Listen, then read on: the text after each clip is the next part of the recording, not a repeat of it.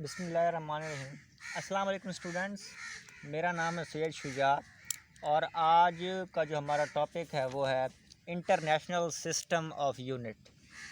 ठीक है, last lecture जो हमने पढ़ा था फिज़िकल क्वांटिटीज़ वाला, उसमें हमने देखा था बेस क्वांटिटीज़ और डिराइव्ड क्वांटिटीज़ को। आज हम उसी के साथ साथ बेस यूनिट और डिराइव्ड यूनिट को जो है वो स्टडी करेंगे। तो आइए स्टडी करते हैं। तो स्टूडेंट्स, सबसे पहले मैं आपको बताऊं कि यूनिट जो है, यूनिट हम जो पढ़ते हैं ये है क्या, ये चीज़ क्या है। अगर देखें, अगर हमें दूध या चीनी लेने के लिए किसी दुकान पे जाना हो तो हम जाके कहेंगे कि हमें दूध या चीनी दें। तो ये बात काफ़ी नहीं है कि हम जाके कह दें कि हमें दूध या चीनी दें। हमें साथ ही साथ ये बताना पड़ेगा कि हमें दूध या चीनी, जो चीज़ वॉटएवर जो चीज़ भी चाहिए वो कितनी मिकदार में चाहिए। ठीक है, तो हम किसी चीज़ से कंपेयर करके देखेंगे या मेजरिंग और कंपेयरिंग, इन दो तरीक़ों से हम चीज़ बताएंगे कि हमें इतनी चाहिए। तो जिस चीज़ को हम स्टैंडर्ड बना के बताएंगे कि क्वांटिटी इतनी चाहिए मुझे मिल्क की या जो विषय है, तो वो चीज़ जिसे हम स्टैंडर्ड बनाएंगे वो स्टैंडर्ड दरअसल हमारा यूनिट होगा। बात समझ में आई? Once a standard is set for a quantity then it can be expressed in term of that standard quantity. This standard quantity is called a unit. ठीक है, फिर वो शय जिसे हम कंपेयर करके बताएंगे कि हमें इतनी चीज़ चाहिए, वो शय हमारे यूनिट कहलाएगी। ठीक है, ये थी यूनिट की डेफिनेशन। ठीक है, इसमें बात मेजरिंग और कंपेयरिंग, इसको आपने ध्यान में रखना है कि वो चीज़ जो हम कंपेयर करके बताएंगे कि हमें इतनी चाहिए, वो चीज़ जो है हमारा यूनिट कहलाएगी। अच्छा, एक और बात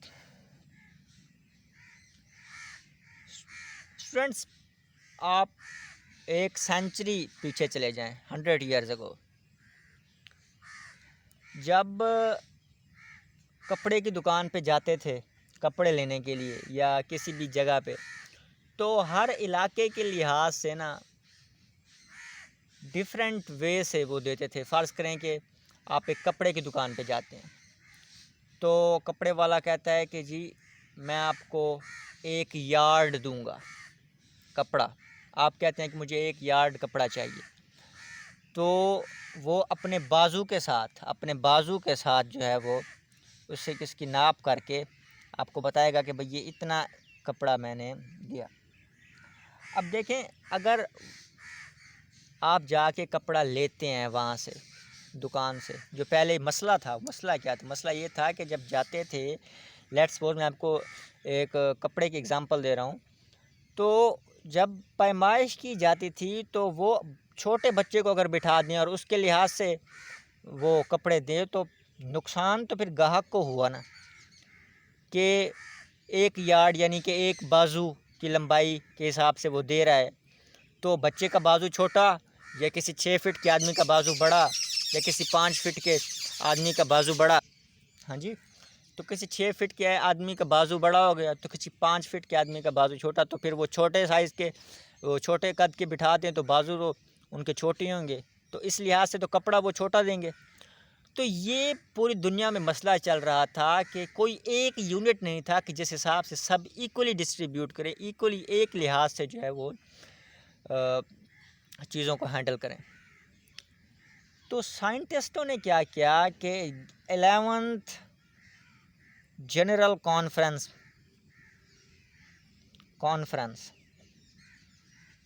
जो कि पेरिस में मुनक्किद की गई थी 1960 में, उसमें साइंसदानों ने बैठे और उन्होंने सोचा कि कुछ ऐसे हमारे यूनिट, ऐसे स्टैंडर्ड होने चाहिए कि जिस लिहाज से हम जो है वो चीज़ों को जो है वो दें या स्टडी करें। तो उन्होंने एक सिस्टम बनाया। ठीक है, उस सिस्टम को कहा जाता है international international system of unit, या सिंपली SI इसे कहते हैं। इसमें उन्होंने यूनिट दिए। उन्होंने एक लोहे का रॉड जो है वो माप के ना उसकी पैमाइश करके उन्होंने ये आज भी वहाँ पे रखा है पेरिस के म्यूज़ियम में, जो उन्होंने रखा। तो उन्होंने कहा कि इतनी लंबाई का जो ये रॉड है, ये रॉड 1 मीटर का है, ठीक है। तो वो आज भी वहाँ पे म्यूज़ियम में रखा हुआ है कि इतनी लंबाई का रॉड 1 मीटर है। उसके लिहाज से हम ये जो भी कपड़ों वालों के पास जाते हैं तो ये मीटर रॉड रखा हुआ होता है उन्होंने, तो ये सब उसी से कंपेयर करके लाए गए हैं, ठीक है, कि 1 मीटर इतना होता है। तो एक स्टैंडर्ड जो बना दिया उन्होंने कि इतनी शय 1 मीटर कहलाएगी, तो ये एक स्टैंडर्ड बन गया। अब इस चीज़ के लिहाज से उन्होंने कंपेयर किया कि इतना एक होगा, तो ये मैंने आपको पहले बताया कि comparable measurable cheese is called unit. तो यूनिट बन गया 1 मीटर, ठीक है। तो ये जनरल कॉन्फ्रेंस में 1960 जो हुई उसमें उन्होंने डिसीजन लिया। तो उन्होंने 7 बेस यूनिट बना के दिए। दो किस्म के, एक थे बेस यूनिट, एक होते हैं बेस यूनिट, जो उन साइंसदानों ने उस वक्त बनाए। 7 क्यों हैं ये? क्योंकि बुनियादी मिकदारें हम पे लास्ट टॉपिक लेक्चर में पढ़ चुके हैं कि बुनियादी मिकदारें 7 होती हैं, जिनके लिहाज से हम दूसरी मिकदारें अखज़ करते हैं। तो मिकदारें ही 7 हैं बुनियादी, तो हमारे यूनिट भी 7 ही होंगे। तो वो बुनियादी मिकदारें और वो 7 यूनिट मैं उन्हें एक टेबल में जो है वो आपको लिख के दे रहा हूँ। लेंथ, मास, टाइम, इलेक्ट्रिक करंट, ठीक है, इंटेंसिटी ऑफ लाइट यानी लाइट की शिद्दत, टेम्परेचर, और साथ ही साथ अमाउंट ऑफ सब्सटेंस। लेंथ का जो सिंबल है, लेंथ का सिंबल वो है L, ठीक है, L ये वाला। मास का जो सिंबल है वो है M। टाइम का जो सिंबल है वो है स्मॉल t। ये इनके यूनिट के सिंबल नहीं बता रहा मैं, इन मिकदारों के सिंबल बता रहा हूँ, वो आगे आपको यूनिट के सिंबल बताऊँगा। इलेक्ट्रिक करंट I, ये I, ठीक है, IM जो है वो आपको बताऊँगा कि क्यों है। इंटेंसिटी ऑफ लाइट की शिद्दत L, कैपिटल L। टेम्परेचर का कैपिटल T, टाइम का स्मॉल t, टेम्परेचर का capital T। Amount of substance mole जो है इसका सिंबल है N।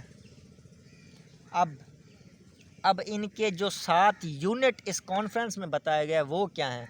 वो हैं जी यूनिट, उनके नाम मैं लिख रहा हूँ कि लेंथ का यूनिट है मीटर, मास का यूनिट है किलोग्राम, टाइम का यूनिट है सेकंड, इलेक्ट्रिक करंट का यूनिट है एम्पेयर, जो है उस साइंसदान के नाम पर लिखा गया रखा है। कैंडेला, यानी कि कैंडेला मतलब कैंडेला कैंडल से निकला है। कैंडल जो है वो मोमबत्ती, वो जो रोशनी का सिंबल होती है। टेम्परेचर जो निकला है वो है केल्विन साइंटिस्ट के नाम पे। अमाउंट ऑफ सब्सटेंस का जो यूनिट है वो है मोल, MOLE लिखना है हमने, ई लाजमी लिखना है यूनिट के नाम में।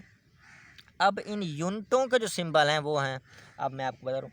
मीटर का M में ज़ाहिर करते हैं, किलोग्राम को हम kg में हैं, सेकंड को हम S में, एम्पेयर को हम कैपिटल A में, कैंडेला को हम CD, केल्विन को हम कैपिटल K से, और मोल का जो सिंबल है वो है MOL। यहाँ पे E जो हमने निकाल देना है, ठीक है। तो ये 7 बुनियादी मिक़दारें, उन बुनियादी मिक़दारों के सिंबल और उन बुनियादी 7 मिक़दारों के यूनिट के नाम और उन यूनिटों के सिंबल, ये आपको ज़बानी जो है वो याद, ठीक है, आपको ये ज़बानी याद होने चाहिए, इनके नाम और इनके सिंबल। ये आपसे शॉर्ट आंसर क्वेश्चन में पूछे जा सकते हैं, साथ ही साथ MCQs में भी पूछा जा सकता है। इसके बाद जो है वो है डिराइव्ड क्वांटिटी, डिराइव्ड यूनिट। ऐसे यूनिट जो अख़ज़ माखूज़ यूनिट, ठीक है। क्या मतलब है जी इस यूनिट का, डिराइव्ड यूनिट का? जिस तरह डिराइव्ड क्वांटिटीज़ थी ना, उस तरह ही डिराइव्ड यूनिट है। अब इसकी डेफिनेशन मैं आपको बता दूं, the unit use to major derived quantities, ऐसे जो यूज टू मेजर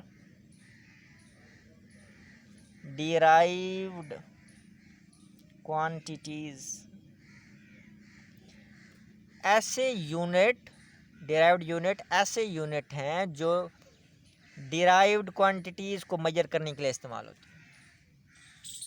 अच्छा, डिराइव्ड यूनिट, डिराइव्ड क्वांटिटीज़ हैं क्या? देखें जी, मैं कहता हूं कि एरिया, क्या उन बुनियादी 7 मिक़दारों में एरिया कहीं था? नहीं था। क्यों नहीं था? देखें जी, एरिया बनता है formula length multiplied by width. अब देखें, लेंथ क्या है? बुनियादी मिक़दार है। विड्थ क्या है? ये भी तो लंबाई है, ये भी तो बुनियादी मिक़दार है। तो इसका लेंथ का यूनिट तो हमें दिया गया है बेस यूनिट में, वो है m।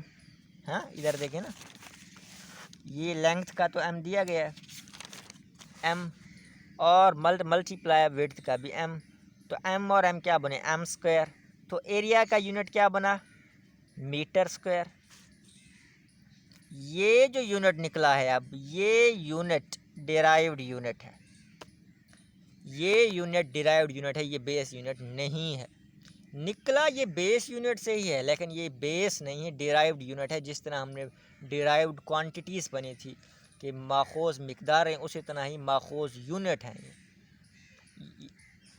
इस डेफिनेशन में यही बात तो की गई है कि two major derived quantities, derived मिक़दारें माखूज़ मिक़दारों को ज़ाहिर करने के लिए हम माखूज़ यूनिट इस्तेमाल करते हैं, ज़ाहिर सी बात है, ठीक है। तो इसके अलावा वॉल्यूम के आपको एग्जांपल देता हूँ। वॉल्यूम में लेंथ होती है multiply by width multiplied by height. अब मज़े की बात देखें, ये भी तो लंबाई ही है, विड्थ भी तो एक किस्म की लंबाई है, ऊंचाई हाइट ये भी तो एक किस्म की लंबाई है। तो तीनों तो हो गई लंबाइयाँ, तीनों तो हो गए लेंथ। लेंथ तो है बेस है, तो तीनों का आ गया m। मीन्स के यूनिट इसका आ गया m क्यूब, मीटर क्यूब। तो वॉल्यूम का यूनिट हुआ, वॉल्यूम खुद डिराइव्ड क्वांटिटी, और मीटर क्यूब इसका डिराइव्ड यूनिट। बात समझ में आ गई? ये थी जो डिराइव्ड यूनिट्स। और एक मज़े की बात आपको बताऊं कि बुनियादी मिक़दारें तो 7 हैं, डिराइव्ड मिक़दारें अनगिनत हैं। अगर मिक़दारें अनगिनत हैं डिराइव्ड, तो इसके यूनिट भी हम अनगिनत बना सकते हैं। जितनी मिक़दारें होंगी उतने ही उनके यूनिट होंगे, ज़ाहिर सी बात। तो आपकी बुक के लिहाज से जो एक लास्ट एग्जांपल मैं दे देता हूँ, जो उन्होंने कहा है कि स्पीड के बारे में वो कह रहे हैं कि स्पीड की उन्होंने कहा है कि distance covered in unit time. Distance ऐसा फासला जो एक यूनिट टाइम में, यूनिट टाइम का यूनिट होता है सेकंड, ठीक है, सेकंड। इसका सिंबल क्या है? s। डिस्टेंस फासला क्या होता है? लंबाई तो होती है, लेंथ यानी कि मीटर सेकंड, मीटर पर सेकंड।